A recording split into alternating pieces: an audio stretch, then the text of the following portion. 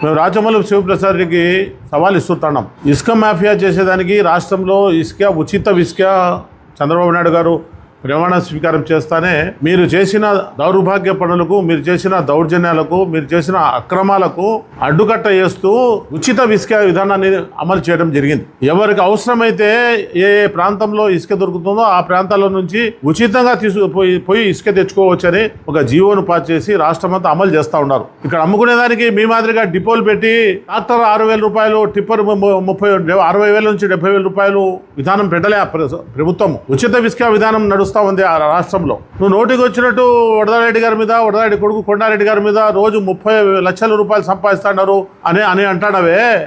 ఎక్కడుంది ఇసుక? ఉండే ఇసుక అంతా మనకు ఏరు పక్కనే ఉంది. ఎన్ని కిలోమీటర్లు ప్రొద్దుటూరుకు ఆనుకొని ఇసుక ఉండదో, ఒక్క పిరికెడు ఇసుక కూడా లేకుండా నువ్వు నీ బావమరిది బెంగళూరుకు తెలంగాణకు తోలేసినారు. 1,00,000 రూపాయల లారీతో తోలినారు ఆ రోజుల్లో. ఒక పిరికెడు ఇసుక కూడా వదిలిపెట్టలే ఏట్లో. ఒక క్యూబిక్ మీటర్ ఇసుక కూడా లేదు, ఒక పిరికెడ్ ఇసుక కూడా లేదు. ఎక్కడైతే ఉందో అక్కడ అవసరానికి తెచ్చుకుంటున్నారు. ట్రాక్టర్ 1,000 రూపాయలు 1,200 రూపాయలు పెట్టి ఎవరైతే అవసరం ఉన్నదో వాళ్ళే తోలుకుంటున్నారు. రెండోది, నువ్వు ఇండస్ట్రీ డెవలప్మెంట్ కోసము పేదవాళ్ళ భూములు లాక్కుంటున్నారు అంటున్నావే. ఎవరి భూములు లాక్కుంటున్నారు? ప్రభుత్వ భూములు. ప్రభుత్వ భూముల్లో ఇండస్ట్రీలు పెట్టకుండా అడ్డుకునే దానికి ప్రయత్నం చేస్తాడావా?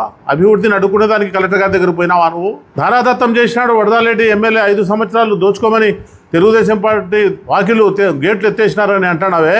ఏముంది రాష్ట్రంలో? నువ్వు, నీ సహచర ఎమ్మెల్యేలు, నీ ముఖ్యమంత్రి, మీ ఎంపీలు అందరూ దోచుకునేది కాక ఏమన్నా ఉందా రాష్ట్రంలో? అప్పుల ఊబిలో పెట్టేసిపోయినారు. కూల్చివేత రాష్ట్రాన్ని నిలబెట్టేసిపోయినారు.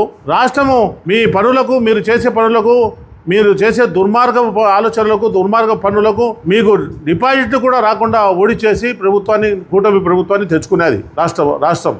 ఇప్పుడిప్పుడే గుంతలు తొక్కుతా ఆ పక్క అమరావతిని, ఆ పక్క పోలవరాన్ని కంప్లీట్ చేసుకోవాలని, ఇండస్ట్రీ డెవలప్మెంట్ చేయాలని, సాఫ్ట్వేర్ కంపెనీలు రావాలని, మంచి హాస్పిటళ్ళు, మంచి కాలేజీలు ఉండాలని చెప్పి రేయింబగుళ్ళు గెలిచిన ఎమ్మెల్యేలు, మంత్రులు, ముఖ్యమంత్రి శ్రమించి పనిచేస్తూ ఉంటే, మీరు అభివృద్ధి జరగకుండా అభివృద్ధి నిరోధక శక్తుల మాదిరిగా తయారై పేపర్ స్టేట్మెంట్లు ఇస్తూ మేము వస్తే అది జరగనీయకుండా చేస్తాము, ఇది జరగనీయకుండా చేస్తాము, అమరావతిని లేకుండా చేస్తాము, అమరావతి మేము మారుస్తాము అని చెప్పి స్టేట్మెంట్ ఇచ్చుకుంటా మీరు చేస్తూ ఉన్నారే. ప్రజలు మీరు శ్రమిస్తారా? మాజీ ఎమ్మెల్యే నువ్వు రాచమల్లు ప్రసాద్ రెడ్డి, నువ్వు ఎన్ని మాటలు, ఎన్ని ప్రమాణాలు, ఎన్ని వాగ్దానాలు చేసినావు? 2 సార్లు ఎమ్మెల్యే నువ్వు, ఒకసారి అధికారంలో ఉన్నావు. ఒక్క వాగ్దానమన్నా నెరవేర్చుకున్నావా? ఒక్క వాగ్దానం చెప్పు. 2 సెంట్లు స్థలము బీగం వేసి ఇస్తాను, ఇళ్ళు కట్టించి ఇస్తాను, పట్టా నీ చేతికి ఇస్తాను, చెల్లెళ్ళరా, అక్కలారా, మేనకోడళ్ళరా అని అన్నావే. ఒకళ్ళకన్నా ఇచ్చినావా? అవన్నీ ప్రజలు గమనించి నీకు ఓడించినారు. అయినా నీకు బుద్ధి రాలే.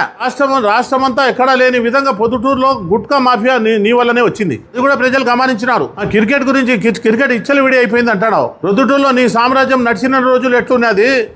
క్రికెట్ అయినా, మట్కా అయినా, వేరే అసాంఘిక కార్యక్రమాలైనా ఇప్పుడు ఎట్లుంది? ఇక్కడ ఉండేది చంద్రబాబు నాయుడు ముఖ్యమంత్రి, జగన్మోహన్ రెడ్డి కాదు. జగన్మోహన్ రెడ్డి ముఖ్యమంత్రి ఉన్నప్పుడు ఎమ్మెల్యేలు చెప్పినట్టుగా వినాలని, పోలీస్ వ్యవస్థను, రెవెన్యూ వ్యవస్థను, ఎన్ని డిపార్ట్మెంట్లు ఉన్నాయో అన్ని డిపార్ట్మెంట్లను మీరు చెప్పు చేతుల్లో పెట్టుకొని, నువ్వు ఒక ఎమ్మెల్యేగా ఉన్నప్పుడు నీకు ఒక ఎస్కాట్ ముందు పక్క కుయ్ అని ఒక బండి పోతాడు, అలా వెనకాల నీ సిబ్బంది. ఇప్పుడు అట్లుందే? ఎస్పీ గారు కానీ, కలెక్టర్ గారు కానీ ఎవరైనా ఎమ్మెల్యేలు చెప్పినట్టుగా వచ్చినారా? మీరు మీ ఎంపీ గారు, మీరు ఎమ్మెల్యేలు, ముఖ్యమంత్రి అంజద్ బాషా ఉన్నప్పుడు ఎట్లున్నది పరిస్థితి?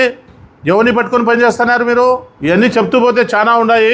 నువ్వు ఇంతటితో ఆపాలా. ప్రజలు నీ మాటలు నమ్మరు. ఎన్ని దేవాలయాలు ఉన్నాయో పొద్దుటూరులో, అన్ని దేవాలయాలు, అమ్మవారుల మీద, దేవుళ్ళ మీద, శివాలయాల మీద, రాముని దేవాలయాల మీద అన్ని ప్రమాణాలు అయిపోయినాయి. నేను వాళ్ళకి చెప్పాల్సిన అవసరం లేదు. నా అక్క చెల్లెళ్ళకు చెప్తానా? నేను ప్రజలకు చెప్పాల్సిన బాధ్యత నాకు ఉంది అంటావు. ఏం బాధ్యత ఉంది నీకు? ఏ అవినీతి ఆరోపణ నిరూపిస్తావు? ఏం పనులు చేసినా మేము నువ్వు అవినీతి ఆరోపణ నిరూపించేదానికి? ఎన్ని కోట్ల రూపాయలు పనులు చేసినాము? ఇప్పుడు మైదుకు రోడ్డు డెవలప్మెంట్ చేస్తున్నాము. ఇప్పుడు టెండర్లు, ఇప్పుడు కాంట్రాక్టర్ పనిచేస్తున్నారు.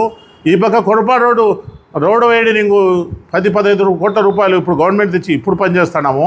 ఇప్పుడు అభివృద్ధి పనులు ఇప్పుడు జరుగుతూ ఉన్నాయి. నీ టైంలో ఏం జరిగినాయా? జరిగినట్టు బిల్లులు చేసుకున్నావు.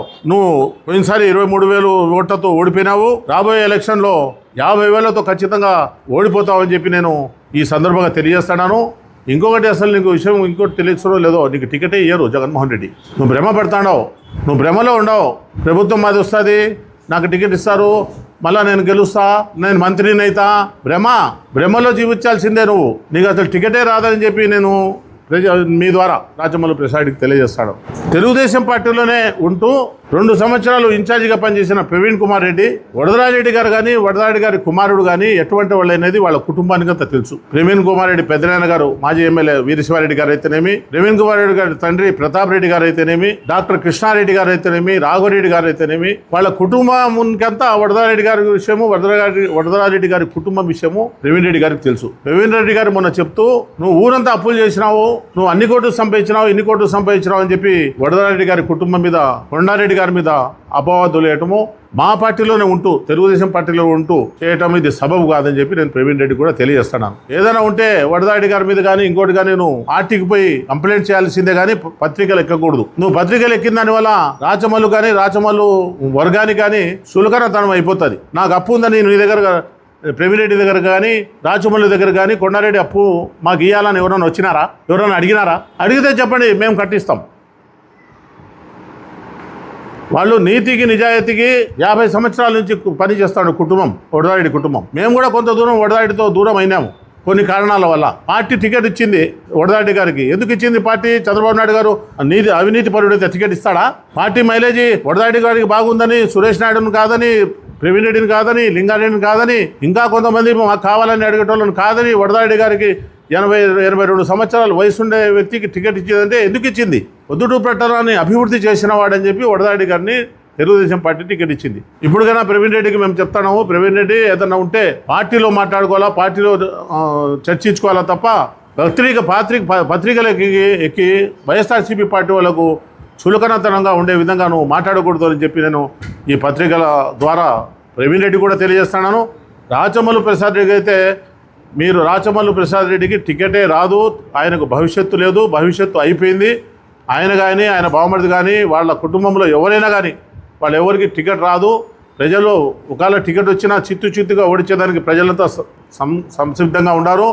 రేపు జరగబోయే స్థానిక సంస్థల ఎన్నికల్లో అతని బండారము, అతని బలము ఏదో నిరూపణ అవుతుంది. తొందరపడదని చెప్పి రాచమల్లు ప్రసాద్ రెడ్డి అబద్ధాలు మాట్లాడేది మానుకోవాలని చెప్పి నేను మీ ద్వారా పత్రికల ద్వారా ఆయనకు తెలియజేసుకుంటూ సెలవు. మీ వివాహాది శుభకార్యములకు, పుట్టిన రోజులకు, మీటింగులకు అత్యాధునిక సదుపాయాలతో ప్రొద్దుటూరు వాసవి సర్కిల్ వద్ద నుంచి అతి సమీపాన మీకు అందుబాటు ధరలలో happy banquet AC function hall మీకు స్వాగతం పలుకుతుంది. మా ఫంక్షన్ హాల్ నందు వంట సామాగ్రి మరియు విశాలమైన కార్ పార్కింగ్, అతి తక్కువ మెయింటెనెన్స్ ఖర్చుతో ఏ ఫంక్షన్ అయినా మా happy banquet AC function hall నందు జరుపుకొని ఆనందాన్ని పొందండి. బుకింగ్ కొరకు సంప్రదించండి. మా సెల్ నంబర్ 9100600238 7799 000211.